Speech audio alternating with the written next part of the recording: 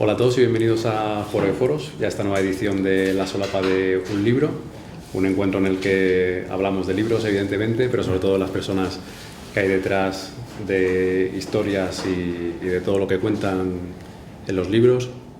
Hoy tenemos a Luis Carvajal, una persona que muchos seguro que ya conocéis, aunque él dirá que no. Y bueno, básicamente Luis es una persona que tiene más de 30 años de experiencia como consultor. ¿Tantos? 30, ¿no? Sí. Yo pensaba que eran menos, ¿eh? La primera vez que lo leí dije, no puede ser. 10, creo. Más o menos 30, ¿vale? Y en resumen, actualmente es socio de Egon Zehnder, ha sido socio de Bain, ha trabajado en Accenture, emprendedor en múltiples cuestiones. Ahora comentaré uno de los últimos emprendimientos, si se puede llamar así, que yo creo que sí, que es Talent Pills, ¿no? El podcast de talento y liderazgo que llevas. Y bueno, pues también a nivel social estás metido en muchísimas actividades, Luis. Además es una parte que tratas en tu libro como un aspecto fundamental de la vida personal y profesional. Y nada, hay un tema que, como te decía ahora de broma antes de empezar a grabar, no aparece en La Solapa, que es tu afición al cine. De hecho tienes alguna cosa publicada, ¿no? Y has también salido en algún festival donde, bueno... Me estás dando vergüenza, pero sí. No me acuerdo del título, No, yo tampoco, corto, pero... para que no lo viréis nadie. Pero sí. Yo ya lo he visto para la entrevista. ¿De verdad? La época del COVID, ¿no? Sí, por ahí dos, pero sí. Y bueno, pues como os decía, una de las últimas, bueno, ya llevas varios años, ¿no? con el podcast que es Talent Pills, donde entrevistas a personas que has ido conociendo a lo largo de tu vida, muy interesantes en todas las facetas de sus diferentes vidas, no solo en lo profesional. Y bueno, la primera pregunta sería que cómo llevas el estar al otro lado de la mesa, ¿no? Porque a nivel profesional has hecho muchas entrevistas y has hecho también muchas entrevistas desde Talent Pills, ¿no? Entonces... Pues no es fácil, la verdad es que yo estaría pensando cómo preguntarte a ti, es la parte que me siento más natural, ¿no? El estar al otro lado de la mesa es algo que no estoy acostumbrado. De hecho, entre mis aficiones que dices, la parte de fotografía o dirección de cine, es porque estoy al otro lado de la cámara. Eso lo hago a propósito, en casa siempre lo he hecho para que no saliera el que salía en la foto, el que no salía, con lo cual es algo... Es una experiencia interesante de la que aprendo, pero no me siento cómodo. Hoy vamos a hablar de tu libro, Despierta al líder que llevas dentro. Por daros, por si no conocéis el libro, no lo habéis leído, un barniz mínimo, ¿vale? Su estructura está dividido en 4 partes.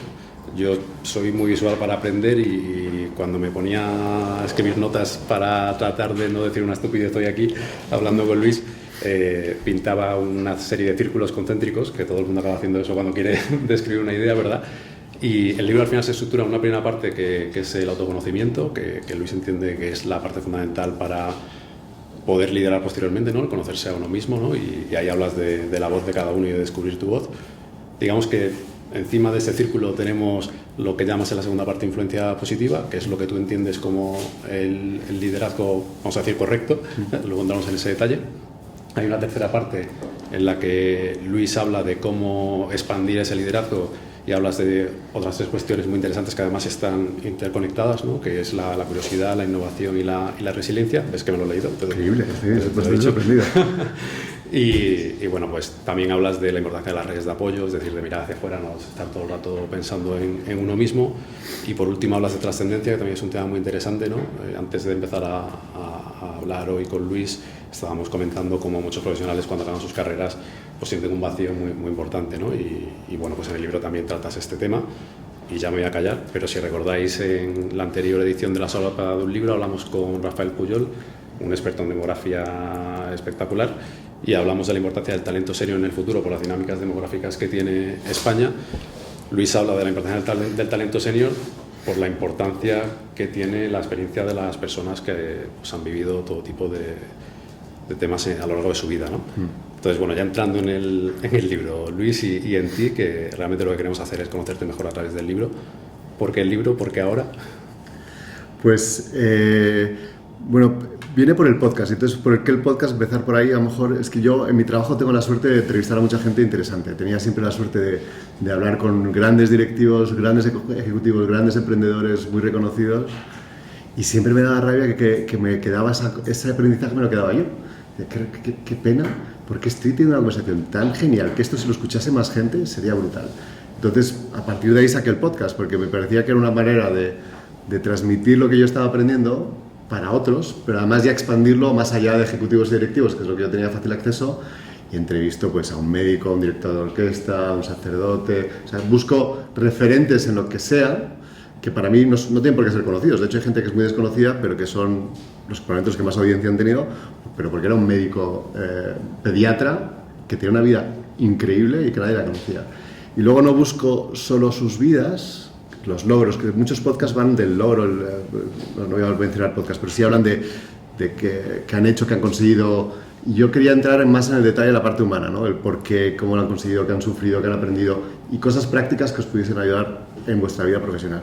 Entonces, cada vez que hacía un episodio, pues escribía cosas, notas, cosas que estaba aprendiendo, y había una parte común, cercana a la humanidad, cercana a la vulnerabilidad, cercana a la coherencia, cercana a un liderazgo que parecía que era más pleno, ¿no? Y entonces pensé que esto era un tema especialmente importante en el mundo actual, donde cada vez hay más cambios, donde una de mis pasiones es la tecnología, por eso soy ingeniero informático, aunque no lo parezca, y entonces el mundo de la tecnología y el liderazgo para mí siempre ha sido una conexión que me interesa muchísimo, y me encontraba que la parte más humana es la que nos va a hacer diferencial, y entonces entendí que este libro en este contexto, en este momento, tenía más sentido que nunca. Como tú dices, es un poco un viaje desde el encontrar tu voz a la trascendencia, a un momento vital cuando puedes estar pensando en otros pasos, pero que vale para cualquier tipo de perfiles que estén en un momento vital distinto. Justamente has dicho que eres ingeniero informático, que estudiaste efectivamente en Boston, y yo creo que siempre tenemos este debate, ¿no?, en la actualidad de humanidades, STEM, ¿no? Y al final del día es verdad que cuando eres más joven pues estás optimizando para obtener tu trabajo, tener tu buen salario, una buena vida, etcétera, etcétera. ¿En qué momento te das cuenta tú, especialmente con ese background de ingeniero informático, la importancia de las humanidades, de conocerte, de saber que estás programado desde que naces de una determinada manera contra la que tienes que luchar? O sea, yo creo que son dos cosas, la parte del autoconocimiento y la parte de la humanidad. Yo creo que si hablamos de las humanidades, para mí es una componente esencial en la educación. Yo creo que las humanidades, el arte, la filosofía, el cine, la historia, nos conectan con la emoción, con la crítica, con una visión histórica, con una visión muy humana. Y yo creo que para mí esa es la esencia, con la belleza, nos une a lo que nos hace especialmente humanos. A partir de ahí, y esa es para mí la educación más troncal que deberíamos tener todos muy clara. A partir de ahí hay ramas que tú puedes desarrollar y crecer, que puedes estar en el mundo de la tecnología o en el mundo de la medicina, puedes tener ya cualquier ámbito. Pero yo lo he tenido siempre muy visible en mí porque para mí, parece mentira, pero la ingeniería informática para mí es muy creativa, porque es crear algo de cero. Y a mí una de las cosas que yo he reconocido a lo largo de mi vida, si veo ahora mirando para atrás es más fácil, pero a mí siempre me gusta contar historias. Contar historias desde diferentes herramientas. Hacer una app es contar una historia. Y a mí me encantaba hacer una app. Todavía lo hago desde cuando. Pero me encantaba hacer una app porque me parece que es una manera de crear algo desde cero que tiene un sentido y que comunica algo. No, de ahí de nuevo pues el podcast, de ahí de nuevo pues la fotografía, la pintura, estas cosas que a mí me gusta, que lo veo fundamental. Pero para mí es esa parte esencial. Es muy difícil que la gente lo entienda, pero yo creo que va a ser especialmente o crecientemente importante a futuro y sobre todo la educación de nuestros hijos. Es verdad que ahora quizás se habla menos de ello, pero ahora que hablas de que una app es una historia, es verdad que hace unos años en consultoría estratégica, que es algo que te toca muy de cerca, se empezó a hablar mucho y bueno, aquí tenemos a gente de Ingenieris que conoce también mucho este campo, se hablaba del user journey, ¿no? Como diciendo, oye, hay que entender desde el punto A al punto B cómo llega el cliente, el usuario, la persona. O sea que sí. Es muy creativo, es que aparte. Y luego la parte del autoconocimiento ha sido tardía en mi vida. Yo he sido una persona que iba haciendo las cosas que me pedían, iba cumpliendo con lo que siendo un buen hijo, un buen alumno, un buen ejecutivo, que me iban pidiendo cosas y yo lo iba logrando. Pero no sabía si era realmente feliz. Y a medida que he ido entrevistando gente, ya en Egon Zehnder, me daba cuenta que había un montón de gente tremendamente exitosa y tremendamente infeliz. Con unos reconocimientos externos, con un nombre que sale en la prensa todos los días, pero tremendamente infelices en su vida. Entonces yo entendía que que había algo alrededor de esa falta de coherencia, de esa felicidad con sus logros, que me gustaba profundizar. Y ahí empecé a estudiar, entrevistar un poco más alrededor de por qué eso ocurría, y te dabas cuenta cuando hablabas con expertos, como Pablo Dors, que luego hablaremos un poco, para mí son los referentes, que encontrar tu voz para ser coherente es una parte fundamental. El libro va mucho de eso, de encontrar esa voz para ser coherente en tu vida, ¿no? Tener un liderazgo pleno, bien entendido. Es verdad que la vulnerabilidad no es un rasgo en el liderazgo probablemente 1.0 que estaba muy bien visto, ¿no? Y de algún modo, al final escribir un libro es mostrar tu vulnerabilidad, ¿no? Porque dices, oye, saco aquí a mi hijo al mundo y cualquiera va a juzgarme, etcétera. De hecho, creo que ahora digo Alcázar en tu podcast, ¿no? En Talent Pills, que escribió también una novela, no sé si es director general, cuál es el cargo exactamente que tiene. Sí, consejero delegado del IE. Le preguntas sobre este tema, ¿no? Sí. Oye, la vulnerabilidad, que para ti es una parte fundamental del autoconocimiento. Total. De hecho, Diego me animó. O sea, fue la persona que dije, pues, Diego, una persona que es CEO, yo no soy nadie. Diego es CEO del IE, una institución, es capaz de escribir una novela de ciencia ficción. Eso sí que es exponerse. Y le ha ido bien, o sea, lo ha hecho bien, o sea, la novela está muy bien, pero además es que lo ha hecho con mucha vulnerabilidad y humanidad. Yo creo que eso es una parte importantísima. Pero la gente tendía a ver en ese liderazgo 1.0 que tú decías la vulnerabilidad como una debilidad. Yo lo veo como un acto de coraje importantísimo. Gracias a Dios el mundo está cambiando en ese sentido. Yo creo que la gente, las generaciones nuevas entienden la vulnerabilidad de una manera muy distinta, ¿no? El mostrarte cómo eres y el sentirte con tus debilidades, o sea, diciendo lo que sabes, diciendo lo que no sabes y siendo muy honesto, porque es lo que realmente cala. El ser honesto y ser de verdad es lo que hace que realmente tu liderazgo sea auténtico, ¿no? Todo lo demás puede ser ficticio, puedes mandar, puedes tener jerarquía y poder, pero no cala, no va a medio plazo. Y luego, de nuevo, no te hace feliz.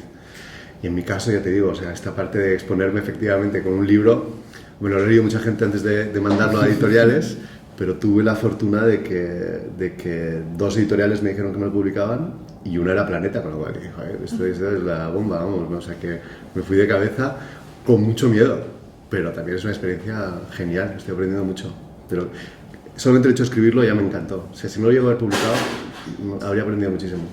Totalmente, yo siempre digo cada vez que puedo, creo que tengo un perfil un poco parecido en eso de montar cosas que luego no van a ningún lado, pero aprendo por el camino. Y es verdad que tiene mucho valor, ¿no? el ser consciente de que vaya como vaya, ¿no? La métrica que mide el éxito en teoría de lo que estás haciendo, vas a ganar, ¿no? En este caso va por esa vía. Pero volviendo a tu faceta personal, y esto no te lo he metido en la lista de preguntas que te planteé, ¿cómo lo has hecho con 2 hijos pequeños? Porque no duermo. Ya no me dejaban dormir, con lo cual encima tengo 2 hijos pequeños, el mayor tiene 3, cumple 4 ahora, con lo cual efectivamente es un momento duro, vital, pero que disfruto muchísimo. Pero la verdad es que, como mi mujer dice, se me enfada cuando le diga esto, he escrito el libro a pesar de mi mujer, porque que me ponía a escribir ¿quieres dejar de escribir y ayudarme a no sé qué? Entonces, pues ha sido intenso. Aproveché el verano, pero tardé 1 año en escribirlo, con lo cual ha sido también un proceso Tardé 1 año en escribirlo, pero tenía muchas cosas escritas, como te digo, porque es lo que yo había escrito durante 2 años durante el podcast, o sea, a medida que iba haciendo cada uno de mis aprendizajes, mis reflexiones, ¿no? Con lo cual, bueno, pues eso, duermo poco, aunque tengo que dormir más. Dices, Luis, que el libro no es un libro de recetas, pero también hemos comentado cómo, haciendo mucho hincapié en eso, ¿no? En que ese no es el objetivo, también es muy práctico, porque en cada capítulo incluyes acciones o que empleas tú en tu vida o que emplean personas que has conocido y que has entrevistado, por ejemplo, en el podcast. Cada capítulo tiene al final 4 o 5 o más preguntas prácticas, ¿no? Para reflexionar sobre lo que has comentado.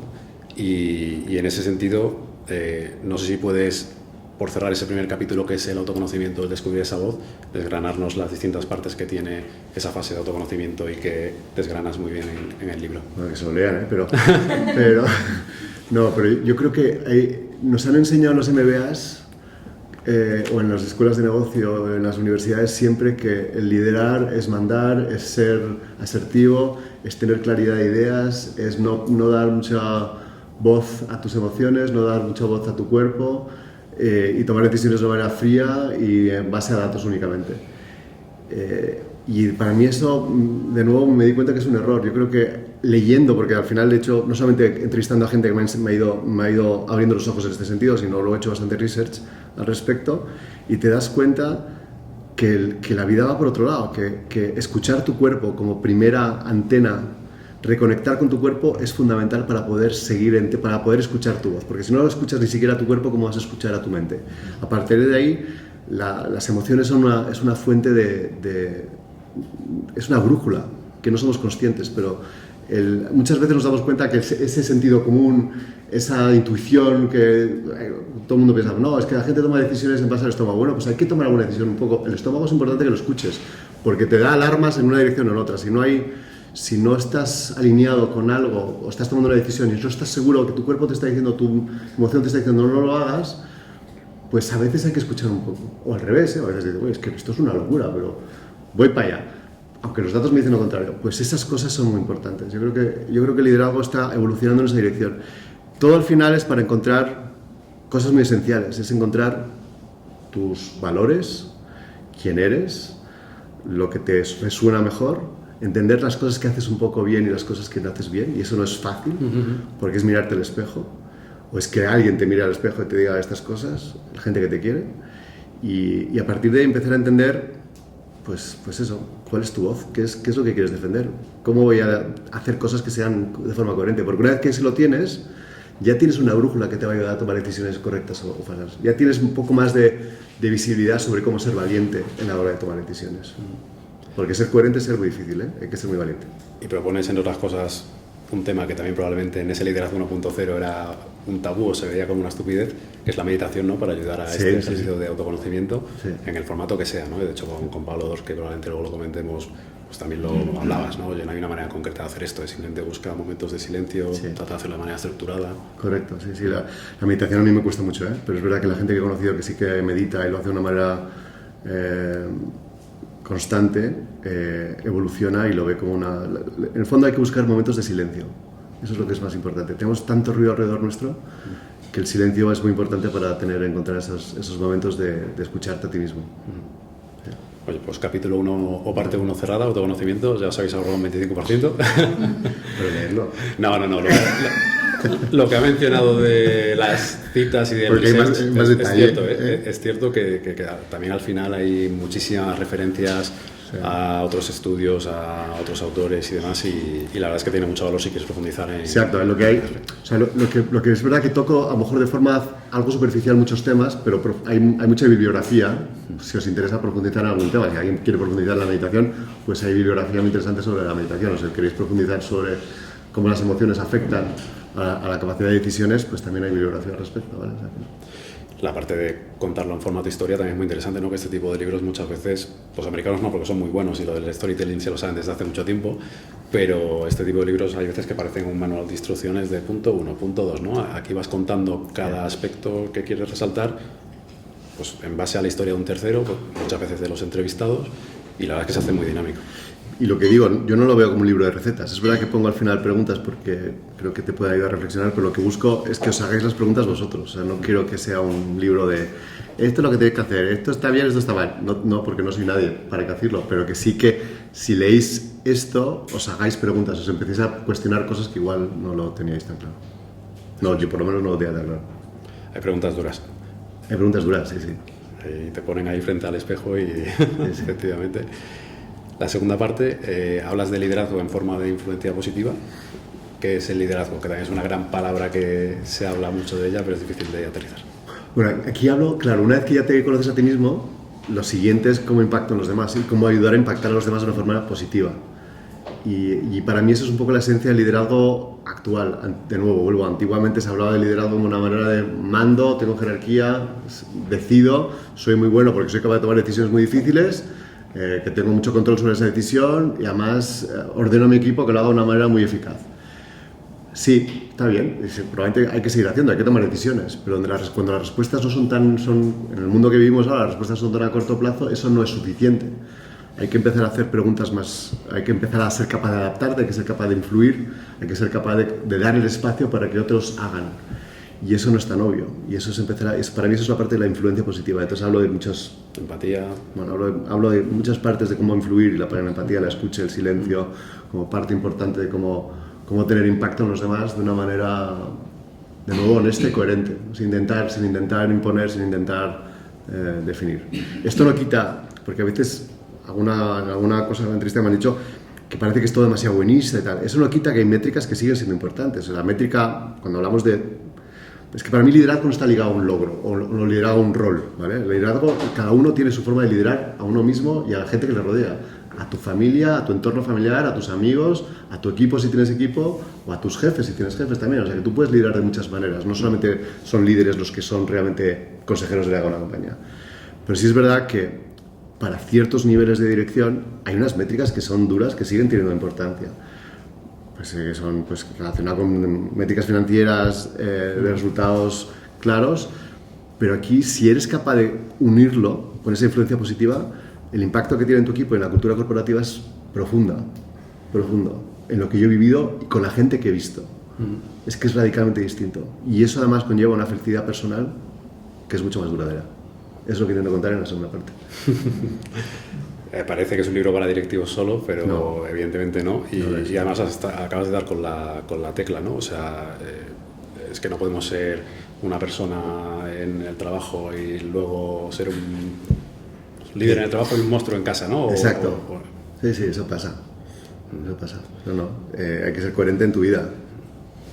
Por eso sería muy interesante lo que hablábamos antes, ¿no? A nivel del mundo universitario, estudiantes, etcétera, tratar de meter, no por meter humanidades, ¿no? Sino porque, como decías antes, es un mecanismo para pues pensar en la vida de otra manera, ¿no? La literatura y todas estas cuestiones, la música no dejan de ser otra cosa. Entre las citas interesantes que metes una muy bonita sobre la música, ¿no? Donde dices que pues, la música al final explica algunas cuestiones que las palabras no pueden. Sí, es la puerta de entrada a las emociones, es la puerta más fácil de llegar a las emociones.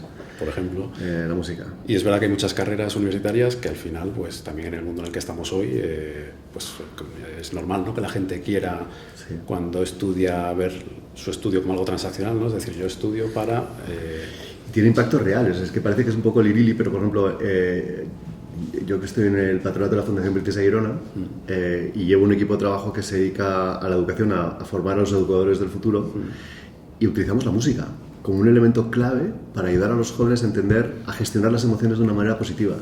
Entonces hablamos con artistas que a través de canciones son capaces de explicar a gente joven cómo gestionar la soledad, la pérdida de un ser querido, la frustración, la depresión. Y el impacto que tiene, o sea, los propios profesores, esto nos han dado muchos premios, no nosotros, a la Fundación, porque es una metodología que funciona, o sea, que no es lirili, es que realmente tiene un impacto de verdad, o sea, el arte o las humanidades tienen un impacto experimental que es muy difícil de explicar, o sea, no te van a enseñar a pensar mejor que sí, pero te van a hacer ser más humano y a comprender ciertas emociones y a gestionarlas de una manera más productiva. La filosofía dicen que es inútil, pero no lo es. Ahí está efectivamente todavía. Bueno, ahora, si tú ves poniéndose de moda. Y la cantidad de directivos seniors que se han dedicado a estudiar filosofía lo ven como una manera de volver a intentar entenderse a sí mismos. El otro día presentaste el libro de Navante, que estuvo por allí Margarita. Ah, sí. Y entre las personas que te acompañaron en el escenario, antiguo CEO, consejero delegado de Bankinter, Juan, no recuerdo el apellido, Arena. Creo que ingeniero también, pero a lo largo de su vida luego antropólogo, psicólogo, o sea, ha estudiado de todo. No, porque este es un exponente, lo que es ser una persona curiosa, es el exponente número uno. Sí. Tercera parte. Hablas de una serie de cuestiones que ayudan no solo a expandir ese liderazgo, como dices, sino a realmente incluso mantenerlo, ¿no? Que son la curiosidad, la innovación, que también puedes pensar en pensamiento disruptivo, ¿no? Es la palabra que utilizas, otra expresión, y la tercera que es resiliencia, ¿no?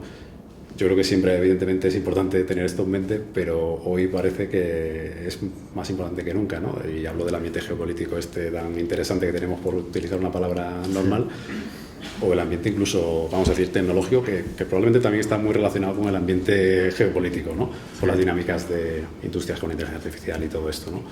Entonces, ¿cómo podemos porque al final, claro, quería la siguiente fase es entender en un entorno tan cambiante, con un entorno tan incierto, cuáles son para mí las palancas que son importantes a tener, a preservar y proteger, ¿no? Y ahí casi es recuperar tu esencia de niño, muchas veces. Cuando eres niño, la mayoría de los niños, aunque tengan algún problema, tienen 3 cosas que son fundamentales en el liderazgo para mí, que es la curiosidad, la empatía y las ganas de contribuir. Lo perdemos. La curiosidad se pierde, la empatía a veces nos volvemos más reservados, las ganas de contribuir sí, pero se prostituye un poco porque lo entendemos como reconocimiento, como logros, como dinero, como otras formas, ¿no? Y yo creo que en un entorno cada vez más tecnológico, cada vez más cambiante, cada vez más incierto, por todo, cada vez más polarizado, la curiosidad es el motor fundamental de mantenerte al día. Y aquí la curiosidad, yo como lo entiendo, son 2 cosas. El que todo el mundo entiende, que es la curiosidad intelectual, esto de entender el mundo, de querer mantenerte al día, de querer explorar, querer, bueno, pues con ganas de estar presente en las cosas que vienen. Pero también hay una componente detrás de conocerte a ti mismo también, ¿no? De nuevo la curiosidad interna. Yo hablo de nuevo un poco de la curiosidad interna porque es tremendamente importante, porque lo importante cuando hablas de la curiosidad es que para ti sea fácil adaptarte a un entorno nuevo. Porque si te gusta explorar lo que tienes y sabes quién eres, con lo cual entiendes cómo me tengo que complementar o a quién tengo que pedir ayuda para hacer ciertas cosas, pues es fundamental. Ahí hablo de que el ego es el gran enemigo de la curiosidad, porque el ego no te permite aprender. ¿Cuántas veces he visto a grandes ejecutivos de nuevo que se rodean de palmeros, de gente que les dice que sí, de soldados que ejecutan pero que no le cuestionan y que se meten ellos mismos en una burbuja y dejan de aprender, y la organización se nota que avanza en una dirección anticuada, o sea, aunque haya un líder que sea un visionario, que a lo mejor hay alguno en España, pero son casos rarísimos. Cuando tú ves un líder que busca gente que sea mejor que ellos en ciertas áreas que se complementan y a quienes piden ayuda, es que esto es otra dimensión. Pues para mí la curiosidad es algo fundamental. Y claro, ahí está unido la resiliencia y el pensamiento disruptivo, tienen que estar ligados ahí, porque el pensamiento disruptivo es no solamente aprender, sino también desaprender. Es no solamente cuestionar lo que existe, sino inventar cosas que no existen, o eliminar cosas que existen porque son radicalmente distintas, ¿no? Los famosos moonshots, que son reales, o de buscar cosas que no son 1 o 2 veces X, sino 10 veces X, te hace tener una forma de pensar radicalmente distinta. Y cuando hablas con gente que eso lo hace de forma habitual, pues hay mucho que aprender de ellos. Y luego la resiliencia no es, lo hablo de una manera positiva, hablo de lo que llaman el optimismo, la resistencia optimista, ¿no? Que no es fastidiarte con lo que existe o aceptar lo que existe, sino es ayudarte a pensar a cómo aprendo en el entorno en el que estoy y cómo me adapto al entorno en el que estoy, pues, manteniéndome coherente, que es de nuevo la dificultad, ¿no? Pero bueno, hablo de más cosas ahí, pero sí, esos son los fundamentales. Cuando pensaba en el esquema este que describí al principio, digamos que hay un soporte que sería la 4ª pata que metes en este capítulo, ¿no? En el que hablas de expandir esta influencia positiva, y es el tema de las redes de apoyo. Ahí hablas de cómo esto es importante, no solo para, como literalmente estamos hablando, apoyarse, sino para mirar hacia afuera, ¿no? Porque pues hemos hablado mucho de mirarse hacia uno mismo, y a través de esas redes de apoyo o redes expansivas incluso que hablas, puedes de algún modo pues abrirte y bueno, pues es una 4ª pata también muy interesante. Sí, porque cuando todo el mundo entiende las redes de apoyo, piensa en su red profesional, ¿no? De la gente que conoce en el trabajo, otro de sus clientes o sus proveedores, pero siempre en un entorno de un rol en el que están. Y es importante, pero me parece que se queda muy cojo. Yo creo que hay una primera, que para mí es la red esencial, que es tu familia, que es las pocas decisiones que tomas, que tiene que ser una red de apoyo fundamental en toda tu vida. Elegir bien a tu pareja es de las decisiones más importantes en tu vida, porque ahí te va a determinar mucho tu futuro. Y son las primeras personas que te van a apoyar. Como dice mi padre también, es muy importante elegir bien a tus padres. Yo he tenido mucha suerte, pero es verdad que me dice que es la decisión más importante de tu vida es elegir bien a tus padres, con lo cual lógicamente no la puedes tomar, pero que efectivamente influyen mucho en tu vida, ¿no? No solamente donde vives. Nosotros tenemos la fortuna de vivir en un primer mundo en Madrid, en un entorno con salud, etcétera, pero sí que ese entorno familiar, en lo que tú puedas aportar y elegir, asegúrate que lo eliges bien. Tu red de trabajo, que efectivamente hay que potenciarla, fomentarla, no te quedes en tu equipo de trabajo, en tu entorno, cuánta gente que conocemos que están en el banco, están en una dirección financiera y solo conocen al contable, al que está al lado, o sea, no salen de su despacho y conocen a muy poca gente. Aprovecha, tienes una plataforma para hablar con mucha gente dentro del banco y fuera del banco, porque puedes conectar con otra gente, con otros competidores, con otros proveedores más allá, ¿no? Eso, hacerlo de forma proactiva, me parece muy importante. Y la siguiente, que es la que más me parece más interesante y que es la que más oportunidades te dará a futuro, lo que llamo yo la red expansiva, que son conexiones pues un poco aleatorias, pero que están que te llegan a través de tus pasiones, de tus aficiones. A veces te da pereza, pero hay que hacerlas, y es donde encuentras muchas más satisfacciones a futuro, ¿no? Pues oye, pues el estar en, yo qué sé, si te gusta la fotografía, de repente te conectas en el mundo de la fotografía y a partir de ahí de repente conectas y te metes en una fundación que te apoya y que estás haciendo cosas que te llenan mucho más como persona y que te complementa como ejecutivo. Yo eso lo fomento mucho y apoyo que la gente lo haga. Y además, cuando estás en un rol de, sobre todo si tienes la suerte de estar en una compañía interesante o en un rol de responsabilidad, es una plataforma, lo que no quiero evitar es que suene como a venta, porque es todo lo contrario a venta. Es una plataforma de responsabilidad, de apoyar a terceros, de sentirte útil a terceros, de contribuir al mundo, de nuevo, sin ego, porque si es con ego ya no funciona. Sin ego, de contribuir. Y esas contribuciones, más allá de tu zona de control, de tu zona de cliente, proveedor, departamento, área, son las que a futuro te ayudan un montón. Yo me he encontrado un montón de gente que les ha ido muy bien en la vida gracias a esa red expansiva, porque la han fomentado de forma honesta y coherente, no de forma falsa. Hay que huir también de la gente, hay que evitar el mundo influencer del mundo red real, ¿vale?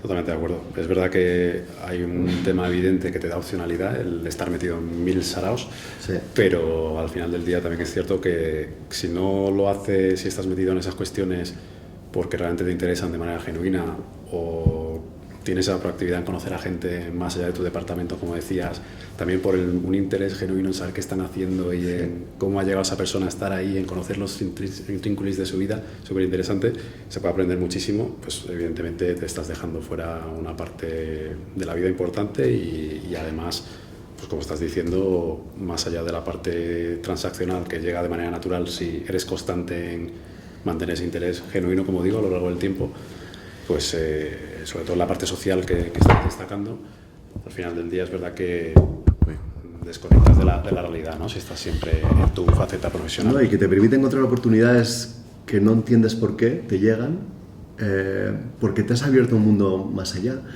Mi padre, que algunos que aquí conocéis muy bien, pues de repente entró en foro de foros por ese tipo de conexiones, porque fortuitas, o entró en Endeavor también de forma fortuita, o sea que no son cosas que luego te llegan por afición y que de repente, pues vale, si me meto en un curso de un grupo de fotografía, genial, pero de repente no sabes por qué, a través de pasiones que tú tienes o de aficiones o de cosas que quieres contribuir, sin ego, oportunidades llegan. Yo creo mucho, o sea, además es que he leído bastante sobre el tema, el poder de la armonía universal, que es un poco suena un poco de nuevo a ciencia ficción, pero si tú pones las semillas adecuadas, el universo te ayuda. La serendipia, ¿no? La serendipia, pero es que el universo te ayuda, te prometo. Yo lo estoy viviendo en mi día a día ahora, pero es algo que, claro, si no haces cosas extraordinarias no vas a escribir nada, no vas a hacer nada en tu vida, pero tienes que exponerte, tener una vida un poco diferente para que las cosas ocurran. Pues por cerrar el capítulo de la red de apoyo, te hacía un poco el reto, ¿no? De hasta qué punto, siendo una parte tan fundamental de la vida en general, en el contexto también actual en el que pues hay una situación de crispación brutal, en el que la tecnología nos aísla porque con un móvil nos bastamos a nosotros mismos, no hace falta que salgamos de casa para hacer la compra, ni para entretenernos, ni para nada. Si de algún modo vamos a ir inevitablemente por el contexto en el que vivimos actualmente hacia un liderazgo peor, ¿no? Y hacia unas peores familias, peores amistades, y cómo podríamos, ¿no? De algún modo despertar ante todo esto. Aquí sí que se ha escrito un montón y yo no soy el experto, yo te doy mi opinión, pero sí que yo creo que la tecnología por sí misma no es buena ni mala, pero tiene dos caras de la moneda. Todas las tecnologías, ¿no? Además que cada vez las tecnologías son más peligrosas. La inteligencia artificial es igual de peligrosa que la energía nuclear, pero ahora se puede hacer en un garaje. No hay control y tiene unas complejidades increíbles, tiene un potencial fenomenal para curar enfermedades del mundo, aquí hay gente que puede saber de ello, pero tiene una complejidad que puede acabar con el pensamiento humano, ¿no? Las redes sociales es lo mismo, tiene una componente de llegada, de acceso, de conectar con gente mucho más allá, que te puede ayudar tanto la parte de la red profesional como la red expansiva, pero te puedes humanizar muchísimo. Y aquí yo soy un creyente que hay las redes sociales deberían estar prohibidas hasta los 18, es como una droga, al final tienes que tener cierta madurez emocional para poder asumir pues tener acceso a ciertas cosas, porque es muy peligrosa y muy adictiva. Y de nuevo, no es lo mismo conectar que tener un follower. Esa parte de conexión hay que fomentarla. Y de nuevo, puede ser digital, pero tiene que ser humana. No sí. Estoy totalmente de acuerdo y es verdad que no creo que haya un gran plan para que todo vaya fatal, pero que los propios formatos que hemos ido dando a nuestra tecnología son los que pues, nos han llevado a esta situación, ¿no? El tener una pantallita en la que consultar las noticias pues te lleva a leer el titular y a profundizar y así puedes bajar en la cadena de incentivos que se van generando. Yo me encuentro en una situación donde hablo más con ChatGPT que con mi mujer en el coche, te lo prometo. ¿Te hablas por voz con él? Pero todo el rato, o sea, viniendo aquí andando, estaba preguntando el hecho de ti y él hacía de mí. Para preparar esto mejor, si yo le hacía las preguntas que me has hecho, entonces él me iba contando. O sea, que te creas que tiene una componente genial, ¿eh? Pero sí, pero mi mujer se cabrea y con razón. Por ir acabando, Luis, un referente de los muchos que evidentemente tienes porque has tenido la oportunidad de estar expuesto a muchísimas personas interesantes. El ejemplo evidente y tangible es Talent Pills, ¿no? El podcast que llevas. ¿Puedes hablarnos de uno en concreto que...? Muchos, hay o sea, si queréis escuchar, os recomiendo un par de ellos, pero para empezar, a mí hay una mujer que se llama Claudia Teclen, que es una de estas personas que si la escuchas, te das cuenta de las cosas que son realmente importantes y las que no. Esta es una mujer que nació con una parálisis cerebral, tiene 30 y pico años y tiene un MBA por el IES, es psicóloga, tiene 2 fundaciones, ayuda a la inclusión laboral, tiene una fuerza brutal. Es una mujer que para ella salir de casa y vestirse y salir de casa es el mismo trabajo que todos nosotros un día, ¿vale? Y lo hace con una naturalidad, con una energía positiva, con una luz. Le duele todo el rato. Y tú te das cuenta de lo que es importante y lo que no es importante. O sea, las cosas que son relevantes en la vida y las que no. Yo estoy colaborando con ella, tengo la suerte de que colaboro con ella, y si tienes la oportunidad de conocerla, no solamente de escuchar el podcast, pero de conocerla, porque además es súper accesible, es estas personas que quieres tener cerca de vez en cuando. Y no era conocida.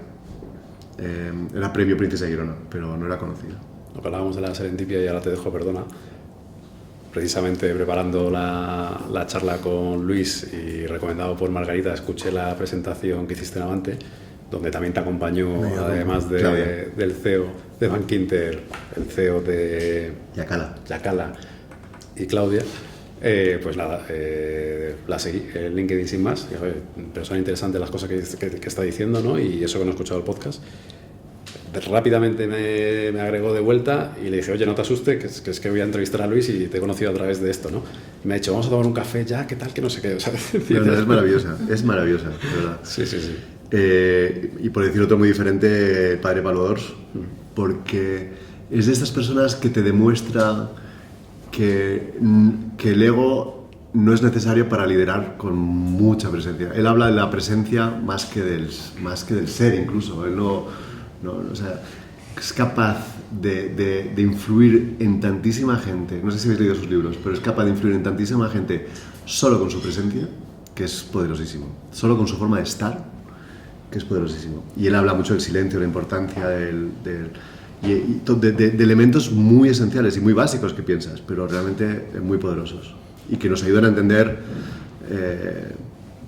las cosas más importantes y esenciales de la vida. Tiene un ensayo que es Biografía del Silencio, precisamente muy accesible y como dices, Luis, puede ser una idea muy sencilla, pero es que hay que tener también un don para describir un tema tan fundamental, ¿no? Al final estás hablando de un concepto que todos tenemos arraigados, pero que luego... Pero es más allá, es que cuando estás en su presencia, es que realmente sales distinto. Y te prometo que a lo mejor no he hablado mucho, un momento dado solamente te hace preguntas. Es verdad que había mucho silencio, ese sí que lo escuché, el podcast, y le hacías una pregunta y de repente miraba el móvil para decir, oye, ¿se ha parado? No lo edité a posta, sí.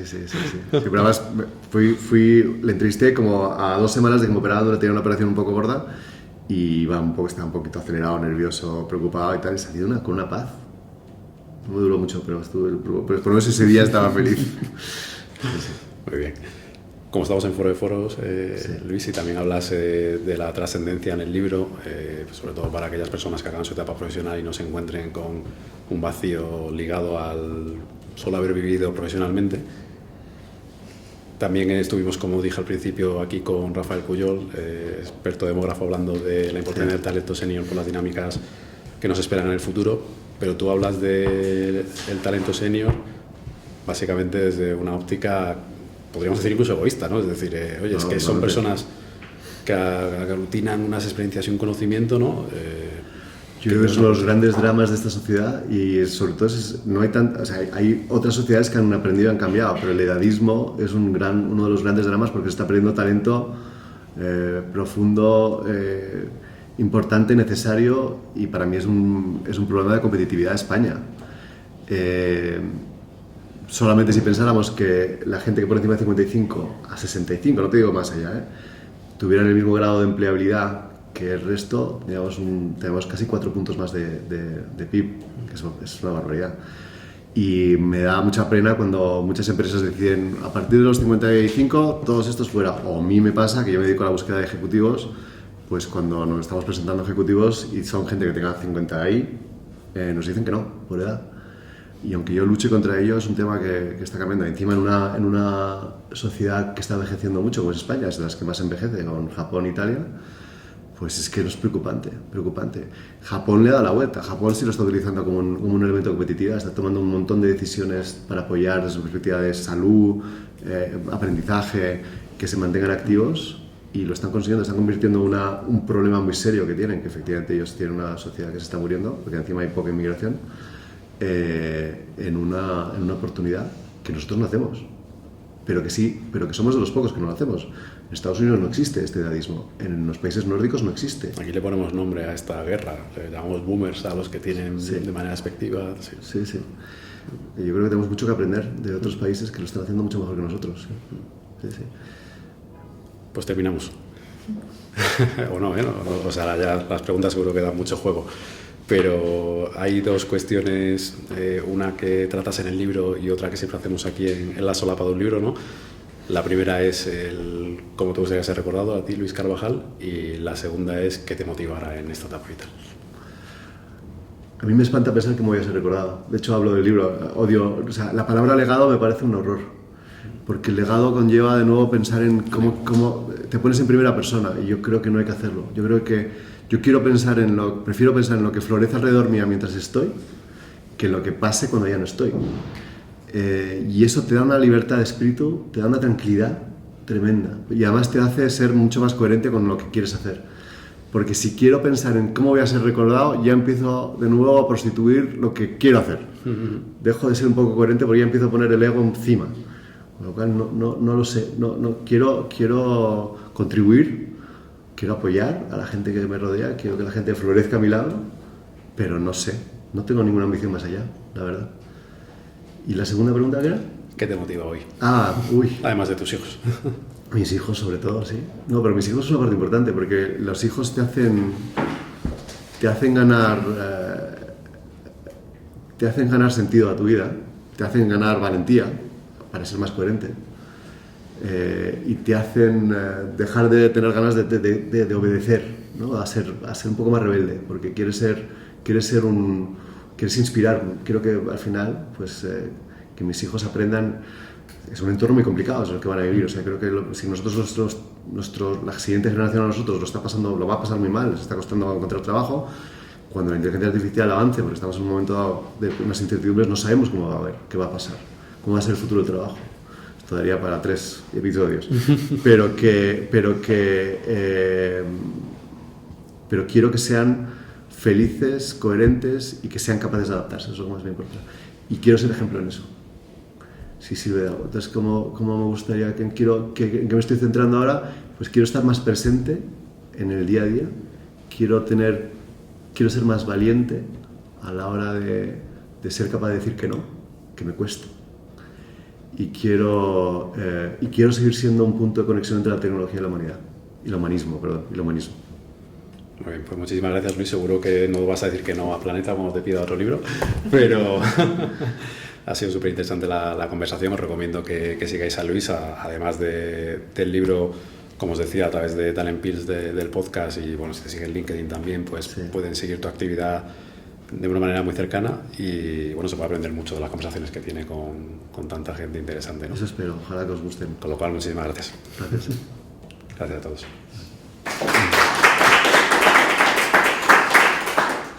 Y ahora sí os animáis con preguntas. Jaime. Bueno, yo lo primero darte las gracias, Luis, creo que ha sido tremendamente interesante. Además, olvido que no había leído el libro, me has dado muchas ganas de leerlo, eso está bien.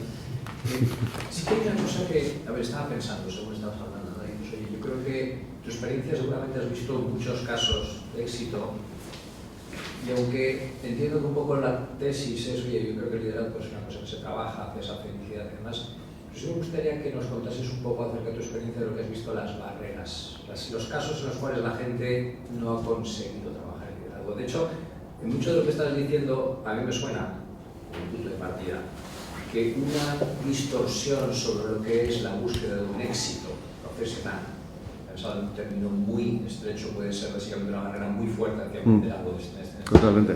Esa se me ocurre como una... Esa es probablemente la más importante, sí. O sea, que primero la que se... Desde luego en el plano profesional, ¿no? Pero ¿qué tipo de otras barreras son las que tú has visto por ahí o que tú ves que dices, ostras, aquí hay una cosa que realmente está taponando esto? La primera es, de nuevo, todas están muy ligadas al ego, pero el reconocimiento, o sea, el éxito, porque está muy ligado a dinero, reconocimiento y poder. Son los tres elementos que alimentan al ego y alimentan a la falta de coherencia. Yo creo que hay que redefinir el éxito de otra manera. A mí me encantaría pensar que el éxito es más, de nuevo, cómo contribuyes a los que te rodean. Lógicamente, si estás en una posición de liderazgo, o sea, en un rol relevante, hay unas componentes métricas de nuevo que tienes que conseguir, pero por responsabilidad como a tus accionistas o a tus empleados o a tus clientes, ¿no? Pero eso no quita, no frena o no debería quitarte, ¿no? Porque para mí el éxito es, como has dicho tú, para mí es lo más importante. La otra es el que no está ligada a esa, pero es parecida, es que estamos en una rueda de hámster, esta famosa, de resolver problemas, de hacer más y hacer más. Y cuando te has dado cuenta que estás haciendo un montón de cosas, no necesariamente estás avanzando. Estás yendo en una dirección que es totalmente errónea. Y a veces eso te ocurre cuando te han echado, cuando te das cuenta, o cuando te han pedido que cambies de trabajo, o cuando tienes un problema de salud. Y es tarde, a mí me da mucha tristeza. Pero el ser capaz, de nuevo, por eso es importante escuchar el silencio, esas cosas, porque ser capaz de entender que el hacer, ¿no? Lo pongo en la portada del libro, cuando la gente te pide hacer más y todavía no sabes quién quieres ser, pero esa parte de hacer más no avanzas en una dirección adecuada, para mí eso es fundamental, es el entender que estás en una rueda de hámster pronto para escucharte. No sé. Gracias. ¿Quién más anima? Yo tengo una pregunta un poquito más contextual con todo este tema de la inteligencia artificial, y es que también lo discutía con Natalia y lo discutí en su momento con mi madre, que le gusta un poco hablar al respecto y especular. ¿Cómo crees tú que va a influenciar la inteligencia artificial que hace toda esta parte mecánica, toda esta parte como métrica y repetitiva? ¿Cómo va a cambiar el rol de esas personas que están liderando y lo que hace la gente por su oficio? Digamos, sientes que la gente va a cambiar y va a empezar a hacer un poco más, no sé, algo de humanidades, va a empezar a escribir, va a empezar a pensar un poco más sobre el pensamiento en sí, o no sé. Yo creo que si la inteligencia artificial se queda en como estamos ahora, es muy positivo para la humanidad, porque eso nos va a ayudar a ser más humanos de nuevo. Yo creo que puede haber una nueva siglo de oro, donde va a haber más foco en la parte creativa y humana, y la parte repetitiva que se pueda delegar un poco más. El problema que puede haber, hablando de la inteligencia artificial actual, es que para muchos ejecutivos sobra un montón de gente. Hablándolo con un CEO de un despacho de abogados conocido en España, me decía, es que yo, con la inteligencia artificial que existe ahora, somos 2.000 tíos, me sobran 1.000. Todos los juniors me sobran, pero los 1.000, porque claro, tienen que hacer traducciones, preparar, o sea, son cosas muy básicas de un despacho de abogados, que la inteligencia artificial, que está preparada para los temas de derecho, te lo hace mejor que muchos juniors, ¿no? Dice, pero yo tengo una responsabilidad porque yo no soy solo un despacho de abogados, soy una escuela de futuros abogados, los futuros abogados seniors.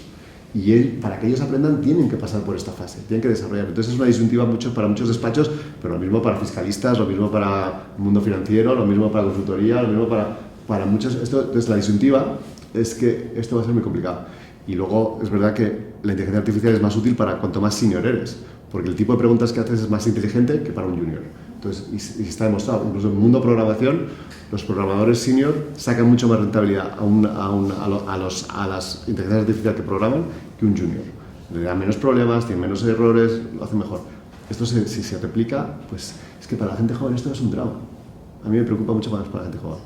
Pero la evolución de la inteligencia artificial estamos muertos, porque eso sí que es una locura. Si empezamos a hablar de inteligencia artificial general o la superinteligencia artificial, ahí estamos hablando de un problema mucho más serio, pero bueno, no voy a entrar ahí. Pero vamos. Hay un podcast que hablo de eso, si queréis, que es una locura, un poco idea de olla, pero está basado en realidad. Ramón, ¿quieres decir algo? Sí, seguro. Bueno, enhorabuena, no te conocía, había oído hablar de ti, pero no te conocía en directo, muy interesante todo lo que has contado. Me gustaría, o sea, de las muchas cosas que has dicho, has hablado de la valentía, ¿no? Pero me gustaría hablar de cómo transformar la sociedad, ¿vale? No ya solo desde el autoconocimiento y tu liderazgo, sino cómo construyes una inteligencia colectiva que transforma, ¿vale? Y me gustaría que me dieras alguna pista, ¿no? Y te pongo una manera un poco disruptiva de poner este problema encima de la mesa, ¿no? Si tú crees en un liderazgo humanista, que yo también creo, pero en este país siguen mandando los ingenieros y los abogados. Los financieros. Sí, vale, pero como instrumento, ¿vale? Sí, vale, por supuesto, añádelo, pero hablaba de las profesiones, ¿no? Quería ligarme a esa profesión que parece que bueno, tienes más que coger, conoces tú muy bien, y te coge los comités, y el ingeniero se hace humanista, y hay ingenieros que me sorprenden que sean humanistas, cuando solo sabe manejar esa inteligencia brillante matemática, y el abogado hace lo mismo con la inteligencia brillante del lenguaje. Entonces,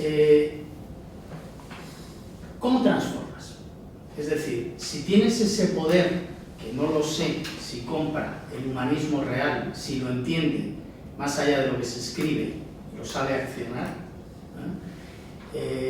¿cómo transformarías tú la sociedad para poner un liderazgo humanista como huella de futuro? Joder, si lo supiera. No, pero yo intento aportar mi granito de arena, mini granito de arena, entendiendo no solamente a través de lo que hago, mis podcasts y tal, sino en mi interacción con muchos ejecutivos. Porque es que lo que decía es que muchos de estos son muy infelices. Me preocupa relativamente menos porque yo creo que es un tema generacional. Yo creo que las siguientes generaciones son mucho más humanistas, vienen mejor preparados para esto. Son mucho más vulnerables, son mucho más sinceros, no tienen ese miedo a mostrarse como son, no tienen tanto ego. Con lo cual es un tema de nos quedan 15, 20 años, hay que aguantar. Pero incluso los seniors nos estamos dando cuenta que están cada vez más receptivos a este tipo de cosas. Cada vez están más receptivos a tener coach, cada vez están más receptivos a hacer cursos de introspección que se van a Harvard y se van a Estados Unidos a hacer cosas un poco que no lo habrían hecho en la vida. Y están abiertos y les gusta. Y si eso funciona, empiezan a transmitirlo a sus equipos. Ahora, no hay una cosa que funcione. Me encantaría decirte que hay algo. Me preocupan más los políticos, pero no voy a entrar ahí. Pero me preocupa más el mundo político porque ahí está lleno de guerreros con mucho ego y poco soñador humanista. Pero bueno, en el entorno actual especialmente. No hablo de España solo, hablo en general. Pero eso no puede seguir divergiendo, ¿no? Pues yo creo que Estoy de acuerdo con ese punto sí. que acabas de poner encima de la mesa, ¿no? Pero si eso sigue divergiendo en el sentido de que unos nos ignoramos a los otros... Yo creo que es un momento péndulo. Yo creo que acabará volviendo por sí mismo. Yo creo que habrá catarsis de alguna manera. No sé si... Espero que no sea guerra, pero habrá algún tipo de catarsis que cambiará. Volveremos a la esencia. No sé, esto es no sé, aquí cada uno tiene su opinión. No sé qué decir del resto, pero... No sé qué pensáis. Pues a mí me gustaría, me gustaría hacer una reflexión, porque me gusta mucho, digo, para comprar libros, ¿no? Para leerlo. Bueno, y si os gusta ponéis en Amazon una reseña, ¿vale? Sin contraprestación. Has dicho dos palabras que has puesto un contexto negativo, que yo en mi vida profesional los pongo un contexto positivo en una no quería poner en la mesa para qué opinas, que es ego y legado. Para mí, cuando hablo de mi carrera profesional, lo que más me enorgullece son las personas que han crecido a mi lado y se han desarrollado a mi lado. Sin duda. Y creo que eso para mí es un orgullo personal, que tiene que ver con el ego, Sí, sí. y tiene que ver con el legado. Cuando yo veo a personas que trabajan conmigo desde becarios y que hoy son altos directivos, pues, y que a lo mejor yo he tenido algo que ver en eso, espero que sí, pues, como tú lo pones como algo motivo, y para mí es positivo, cuando yo hablo de personas que han estado conmigo, digo, pues oye, en la casa, pero no, ¿quién eras y quién eres? ¿No? Digo, eso es un orgullo de mi vida, y yo le digo tus palabras como... No, lo claro, tienes toda la razón, lo claro. Por supuesto que dejas huella, y por supuesto que tienes que estar orgulloso de la huella que has dejado. Pero eso no significa legado. O sea, lo que yo digo es intencionalmente buscar un legado es lo que es peligroso. Dejar una huella es muy importante. Me encantaría pensar que mis hijos se acuerdan de mí en un momento dado y que les dejo eso, les he ayudado en una educación, les he preparado y tal. Pero no, lo que no quiero pensar es que de motu propio busco ese legado. Yo creo que florezca lo que has hecho tú, que la gente ha crecido alrededor tuyo y gracias a eso tiene una muy buena opinión tuya, has dejado muy buena huella. Hay gente que deja rastro que es peor. Y el ego, por supuesto que es necesario, porque si no tienes un poquito de ego, es imposible ponerte en el centro o sea, cuando digo encontrar tu voz, hay algo de ego.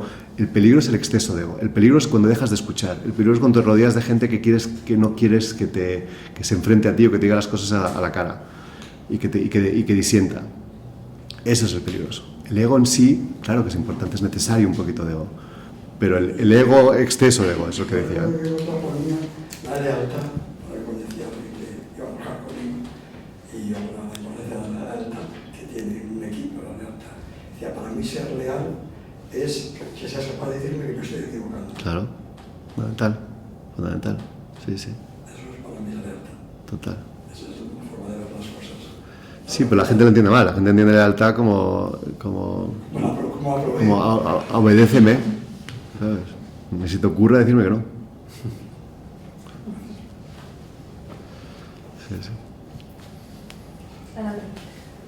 Sí. Bueno, os la dirijo a vosotros, pero realmente yo creo que sea cualquiera. Y voy a intentar expresar en voz alta todas las lluvia de ideas que tengo, que hace que sea más difícil, que yo como muchos meses en este tema.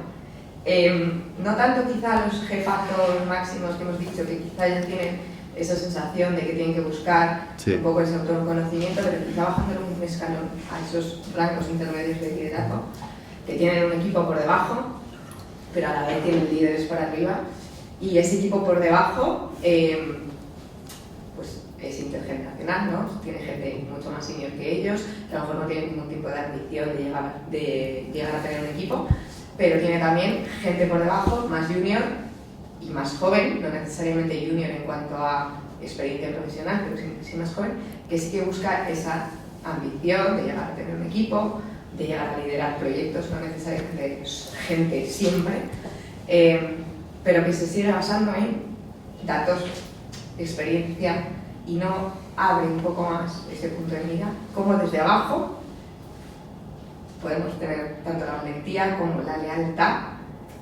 de transmitir, oye, se están haciendo las cosas diferentes. Pues a mí me parece que es muy importante escoger bien a tu jefe en tu carrera. Es Es fundamental escoger bien a tu jefe. Y si tu jefe no te inspira y te sientes incapaz de influir en él, busca qué alternativas tienes. No todo el mundo tiene... O sea, también es verdad que si hablamos de este mundo, que tenemos el privilegio de que no tenemos... Hay que ser muy considerado con la gente que tiene que trabajar porque no tiene más remedio que estar... Bueno, a mí me pasa, pero vamos, que tenemos alternativas o yo podría tener opciones si dejo estar en el Goncender. Pero hay gente que no tiene esa opción, que se va del trabajo y tiene 50 años y se va a ir del trabajo y se va a ir a casa y tiene niños en el cole o tiene un problema serio en casa, ¿no? Con lo cual es muy fácil decirlo, ser valiente. Pero hay que buscar esa valentía de alguna manera o esa coherencia, y si en el trabajo no se consigue, buscarla en tu vida.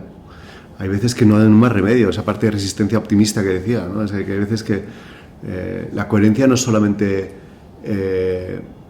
rebelarte con el mundo, también es aceptar lo que existe, aceptarlo con optimismo, con tranquilidad y ayudar, intentar influir en la medida que puedas. Y si te hace infeliz, si la infelicidad es a medio o largo plazo, eso yo lo cambiaría. Pero hay que intentarlo. O sea, no sé qué opináis el resto, pero yo no sé cómo lo veis.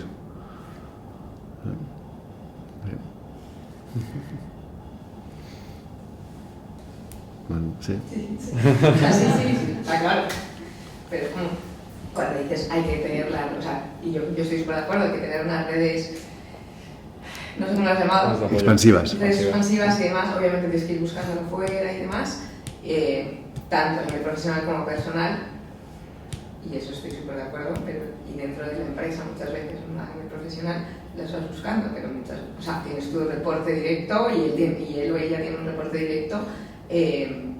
Bueno, pues intentar pero hay gente escalando esa influencia. Pero hay gente que consigue esos micromundos, ¿eh? O sea, yo sí que he visto a niveles intermedios y bajos donde a lo mejor el jefe o la jefa es fatal, pero él ha conseguido un micromundo, ella ha conseguido un micromundo que en su equipo sigue hay una coherencia, hay unos valores, hay un propósito, hay un común, que están felices. Consiguen esa pequeña burbuja, y esa pequeña burbuja se contagia. Yo también, si te puedo ayudar y ayudar un poquito en la conversación. Yo en mi experiencia profesional he tenido jefes muy difíciles. Sí. Sin embargo, yo creo que he aprendido mucho de los jefes difíciles. De verdad, yo creo que hay una cosa, y además esto es una cosa que yo por lo menos creo mucho en, incluso aquellas personas que no te parezcan, perdón, esto es una poco bestia interesante, dedícale tiempo, vas a aprender algo de ellos. Y eso no significa que esto sea una solución a largo plazo, pero yo lo que creo es, hay que estar seguro de que realmente no tienes el jefe adecuado para dar ese movimiento. Sí. Y ojo a ser un poco, quizás demasiado de estómago. Sí, no, o a huir rápido. O a huir rápido. O sea, el huir rápido es lo fácil. Huir rápido es lo fácil. Por eso lo de resistencia optimista. ¿Eh? Es el grit en inglés. Tu punto, Pitu, es como no por un mero tema de ego subir más rápido, ¿no? Sino porque igual estés viendo las cosas desde otra óptica. ¿Cómo podéis tener la oportunidad de que os dejen entrar a participar en ciertas decisiones? Sí, y sobre todo por lo que estábamos diciendo, o sea, son líderes que probablemente estén ahí o hayan llegado ahí por experiencia, resultados, métricas, datos, relaciones, pero esa parte humana, esa parte más vulnerable, es la que desde mi punto de vista puede que esté cojeando un poco. Pues eso, como conseguir. Me entiendo un jardín. No, pero ¿cómo desde ¿Dónde trabajabas? ¿Dónde trabajabas? Para hablar con tu jefe.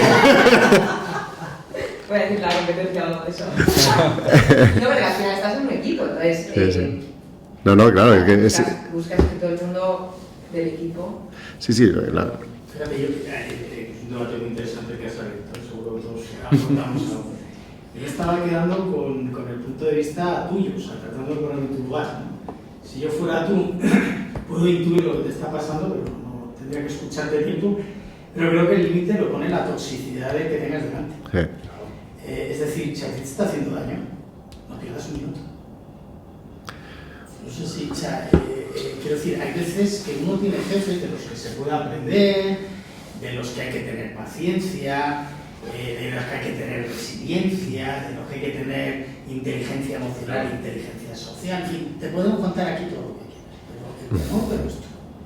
Yo siempre digo a la gente, tú sabes perfectamente en el momento que la persona está delinquiendo en tu personalidad, te está haciendo daño. Eso es lo que se dice tóxico. Para mí, cuando alguien tiene a alguien tóxico, cuanto menos chupes de ese veneno, mejor te va. Yo no sé si es el caso por cerrar el tema. A lo mejor también me quedo en un jardín tremendo, no sé si va por ahí. Pero quería poner el concepto de toxicidad en la mesa. Y por eso desarrollar la piel gruesa, que digo yo, que es el saber mantenerte tú auténtico, auténtica, a pesar de que siempre vas a encontrar gente complicada en todos los entornos. Sí. En todos los entornos. Tener la capacidad de tener la piel gruesa de protegerse es una cosa como obvia que hay que hacerlo. Pero efectivamente llegan momentos en que dices que me da igual, no merece la pena. Pero la pregunta es, ¿merece la pena? Y bueno, más allá, Pitu, del tema de si es el caso concreto, ¿no? Que hay un tema de toxicidad que no tengo ni idea. Es verdad que, no sé, aquí hay personas que están en organizaciones grandes, ¿no? Hay veces que cuando me viene alguien joven a mi empresa le digo, mira, la oportunidad de trabajar conmigo en vez de con Arcano, que está fenomenal, pues es que aquí vas a poder influir más, porque simplemente somos más pequeños, es que no tiene más, ¿no? Entonces es verdad que las organizaciones grandes, salvo que tengan unos sistemas creados para que no dependa de las personas el que pues puedan fluir esas cuestiones, pues salvo que tengas a un tío que se ha leído el libro de Luis y que se crea todo esto, es verdad que va a ser muy complicado, ¿no?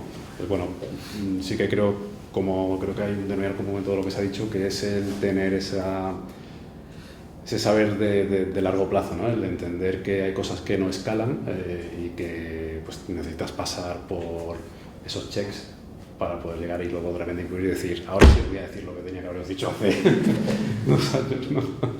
Pero bueno. Luis, mil gracias por el espacio, de verdad que es un gusto escucharte. Me encantaría saber qué sueñas para el libro, o sea, quién te gustaría que lo lea, a quién quieres que llegue, que inspire, que esté durante cuánto tiempo pues, y que pase. Pues a estos que estaban diciendo que... De hecho, lo voy a regalar yo a los directivos, a los principales directivos de España, se lo voy a mandar. No lo va a leer casi nadie, pero da igual, pues se lo voy a mandar. Porque me encantaría que pensaran, me encantaría que tengan esa pequeña duda sobre el liderazgo un poco más humanista como una vía de llegada, ¿no? Pero no, ambiciones en ese sentido, económicas ninguna, porque aquí se pierde dinero siempre, con lo cual da igual. No, es más aportar un granito de arena en la dirección adecuada. ¿Y en la política? Ya ni se me ocurre. Sí, se lo podía mandar a uno, pero no sé si lo van a leer o si lo leen les va a decir, vaya, este está tan lejos de la realidad de lo que ocurre. Es que el mundo del poder es muy distinto. Yo es que no sé ni jugar a ese deporte. Es un deporte, es como intentar meterme una pista de baloncesto y se está jugando en la NBA. Yo estaré con la pelota y no me sé las reglas. Entonces no me gusta jugar a un deporte que no sé las reglas. No me gusta. No lo sé. Me gustaría que dedicaras tiempo a eso. En ponerte deberes que no soy quien para hacerlo, ¿no? Porque parece una persona con una mente clara como tú. A mí una de las cosas que cuando entro en debates, que está muy de moda, es la colaboración público-privada, ¿no? Y la colaboración público-privada se tiende casi siempre del lado fácil, ¿no? Que es el concepto investigación, sí. El concepto regulatorio, sí. ¿Vale? Y entran los poderes fácticos, sí. Hablamos de los abogados, los financieros, que la mitad de ellos son ingenieros y tal. ¿Vale? Pero para mí la verdadera colaboración público-privada es la de las personas, el humanismo. ¿Cómo aprendemos a trabajar un técnico de Hacienda brillante que considera que cualquier no pago de impuestos es un acto delictivo hasta que tú pruebes lo contrario? Buen melón, ¿eh? Eso ya me conocéis. Con alguien, lo llevo muy a un límite, con alguien que piensa que el dinero es una herramienta fundamental para transformar la España vaciada y generar empleo y riqueza y que los chavales se pongan. ¿Cómo vas a juntar esa colaboración público-privada entre personas? Yo creo que ese reto, a mí es un reto que me obsesiona, porque es verdad que me siento con mucha gente, yo vengo de carrera de empresa, como muchos aquí, y cada vez me siento más lejos de la mente, y yo, la colaboración público-privada, hablar de dinero y de leyes, se me queda corta. ¿Qué te voy a decir? A mí me preocupa mucho, así como he hablado de la parte del edadismo como una pérdida de talento de competitividad de España, a nivel de talento en el sector público político es fundamental, pero no tenemos gente con mucho talento, desafortunadamente, en el mundo público, talento a nivel político. A nivel técnico sí hay gente muy buena en el equipo, en la administración pública. Hay gente espectacular, además con mucho propósito, con una visión de lo que quiere ser y tal, y lo tienen con mucho más trabajadores. Esto es con gente, el funcionario trabaja muchísimas horas, ¿no? el de carrera que lo hace bien. Pero a nivel político, los que vemos en el Congreso, sería fundamental tener Sí, buscar una solución sistémica. Lo que no sé es cuál es el sistema que hay. Pero hay que romper con las famosas puertas circulares, estas, ¿no? ¿Cómo se llama? Giratorias, eso. Que no están permitidas y que en otro mundo anglosajón está más que bien visto. Es que hay muchas cosas que habría que romper con tanta historia que no sé cómo empezar. Es que no creo que sea sistémico, Ramón, que al final creo que es una semilla que tienes que sembrar ahora, igual que las políticas demográficas de las que hablábamos el otro día, o la pones ahora o en 50 años nada. Dentro de 50 años, si no hemos empezado a hacer algo ahora en esa línea, que yo creo que en el fondo lo que estás diciendo es, oye, ¿cómo hacemos que el ciudadano medio no vea la empresa como algo negativo? O el funcionario medio de Hacienda que, en fin, no entro en ese, en ese terreno, ¿no? Y es verdad que yo creo que al final, le voy a decir una estupidez, o no lo sé, pero volvemos mucho al tema del libro, ¿no? Que yo creo que hay que quitar a la gente la idea de que existen las empresas, los estados, las administraciones, es que son todo personas. Lo que pasa es que hay agrupaciones que se acaban deformando por incentivos de aquella manera. Pero aparte, si hablamos ya del tema regulatorio y de la falta de colaboración público-privada en Europa, es un drama, porque lo que tenemos en exceso de regulación es que todo el talento relevante en tecnología desaparece de Europa. O sea, toda la gente buena que sabe inteligencia artificial en Europa no está en Europa. No hay nadie, en Inglaterra alguien, pero los buenos se van a Estados Unidos, se van a China, se van a Israel o se van a Rusia, fíjate, porque es donde más investigación hay. No se quedan o sea, al Reino Unido hay algo, pero es que no hay. Si tú miras papers que están haciéndose, no existe. Europa es buena regulando. Pues es un tema de regulación, Luis, pero yo creo que va más allá de la regulación concreta, por ejemplo, en inteligencia artificial, ¿no? De hecho, en Foro de Foros en La Granja lo hablamos mucho con Enrico Leta, que vino a dar una charla, y es, si vas al principio del todo, ¿no? Que es la financiación, pues tenemos un problema brutal de un mercado fragmentado, donde no hay un mercado de capital potente europeo, entonces todas las empresas se quedan pequeñas y a su vez la regulación es excesiva. Sí. Especialmente, además ha habido a Carmen Artigas, que la conozco bien, ha pasado a ser una persona que está obsesionada con la regulación de la inteligencia artificial, que tiene una componente importante, que haya cierto control sobre los algoritmos. Pero las consecuencias es que vamos a perder de nuevo competitividad como Europa. Las cosas relevantes que van a estar ocurriendo en tecnología no van a ocurrir en Europa. No pasa nada, ¿eh? Europa no tendrá peso en la parte tecnológica en ese sentido. Seremos grandes usuarios. Hay grandes farmacéuticas en Europa que serán grandes usuarios de la inteligencia artificial que ganan, o en Estados Unidos sobre todo, y en China, crecientemente. Pero el talento desaparecerá, que es una pena. También se habla mucho en Foro de Foros de la posición de Europa. ¿Sí? Respecto... Pero no me meto en serio. Ya sabes. No, al final va por esa línea. Una pregunta. Vale, claro. Sí, a mí me gustaría saber quién es el faro de tu vida. ¿Quién es él? El faro de tu vida. ¿El faro? Pues ahora mismo mi padre. Siempre no es mi padre.